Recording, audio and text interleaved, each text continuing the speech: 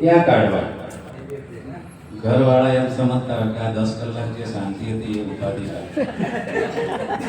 ના, આ દરેક ઘરની વાત છે, એમાં હું એવી ટેન્શન નથી, જે છે એ છે. અને બીજો પ્રશ્ન એ હોય એકાંત.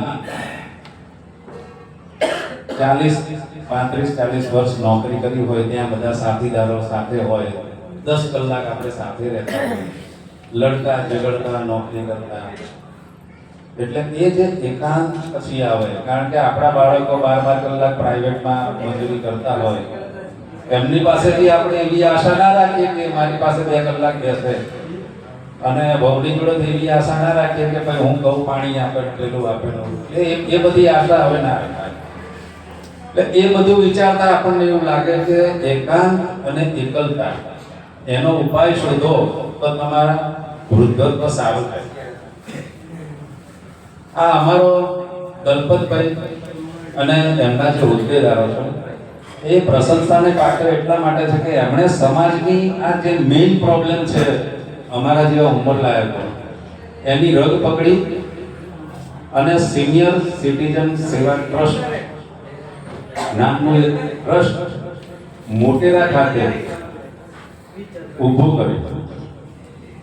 ચશ્માની શોધ બહુ અઘરી વસ્તુ નથી, ખાલી 2 દાંડી લગાવવાની છે. પણ એ પહેલા જેણે ચશ્મા નથી શોધ્યા એ પહેલા માણસો એટલા હેરાન થતા હતા, પણ કોઈને બુદ્ધિ ના ચાલી કઈ 2 દાંડી લગાવી દઉં ને ચશ્માથી વંચાય. એટલે જેણે ચશ્માની શોધ કરી એ પ્રશંસાને અને ઇનામને પાત્ર છે. એમ જેણે આ ટ્રસ્ટની સ્થાપના કરી એને આપણે અભિનંદન આપવા જોઈએ અને જોરદાર તાળીઓથી સ્વાગત કરીએ. બીજું, ઘરમાં વડીલોએ કેવી રીતે રહેવું અને બહાર કેવી રીતે રહેવું, એ બધા જે પ્રશ્નો છે એ વડીલો પોતપોતાની રીતે સોલ્વ કરી દે. પણ એ ઘરમાં ખાલી રિટાયર થાય એટલે તમે તેડા કરો, બાળકોને સ્કૂલે મૂકી આવો, સ્કૂલે લઈ આવો, બગીચામાં ફરવા લઈ જાઓ, પાછા. ઘણી જગ્યાએ બાળકો નથી હોતા તો ડોગ હોય, તો કૂતરાને લઈ જવાને લાવો, પણ મૂળ તેડાગર થવાનું. એના સિવાય આપણે શું કરીએ? દલપતભાઈને પૂછવાનું, દર શનિવારે આવો, જલસા કરો, 2.5 કલાક 3 કલાક મજા કરો, એસ કરો, ઘર ભૂલી જાઓ, બહાર ભૂલી જાઓ, રાજકારણ ભૂલી જાઓ, બહેરો ના ભૂલતા, અને શનિવારે આવીને જલસા કરો. એ બદલ બી એમનો આભાર માનવો પડે કે આપણે આ જે કાર્ય કાઢ્યું. ભાઈ બહેરાન ના ભૂલી જતા, એસ કરો તો ડોસીઓ જોડે આવે તો ના ભૂલાય. ડોસીઓ ઘર પકડીને જઈ રહી તો આપણે શું કરીએ? હવેથી ભાઈ શનિવારે આમંત્રણ આપી દેજો કે લેડીઝો સાથે આવો. તમારો મુદ્દો તરત વિચારે.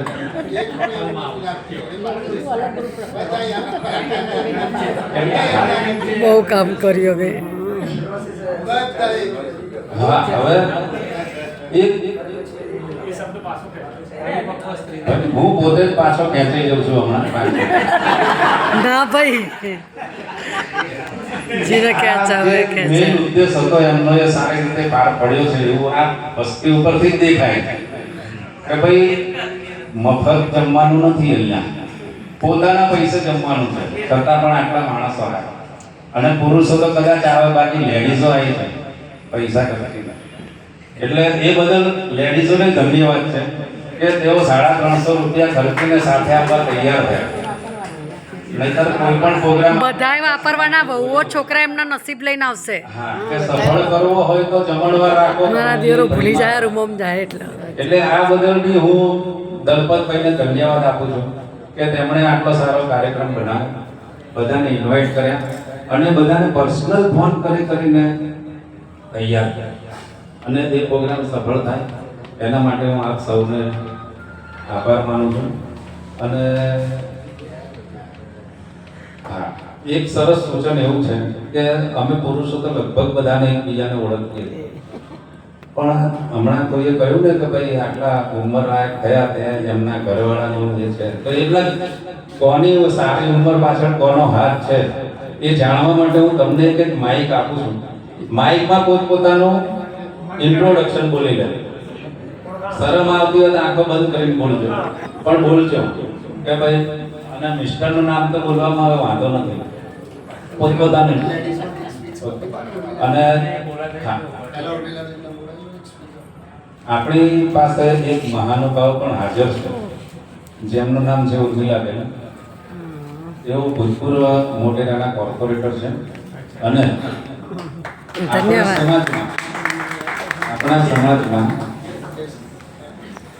આપણા સમાજમાં જ્યાં જ્યાં જેને જેને જરૂર પડી છે ત્યાં તેઓએ મદદરૂપ થયા છે. એમને હું વિનંતી કરું કે મહિલાઓના પ્રતિનિધિ ગણો કે સમાજના પ્રતિનિધિ ગણો કે એઝ એ ભૂતપૂર્વ એક્સ કોર્પોરેટર તરીકે બે શબ્દો અહીંયા પ્લીઝ વેલકમ.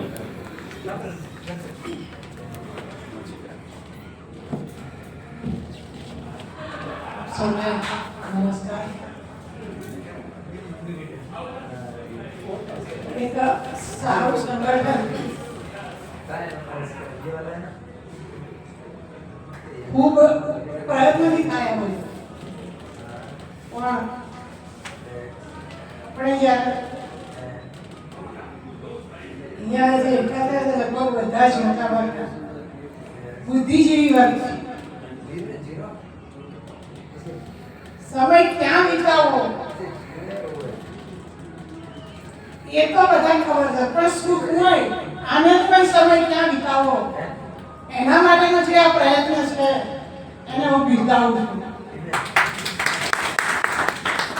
મેં ઘણીવાર મારા પતિદેવ કહ્યું સંગઠન બનાવ્યું પણ મળો છો ક્યાં? ક્યારેક તો મહિને 2 મહિને મારે પણ આવવું છે. આજે અહીંયાથી આમંત્રણ મળ્યું પણ મેં એમને ઘણી વાર કહ્યું મારે પણ આવવું. કોઈને પણ કારણસર મળવાનું થયું જ નહોતું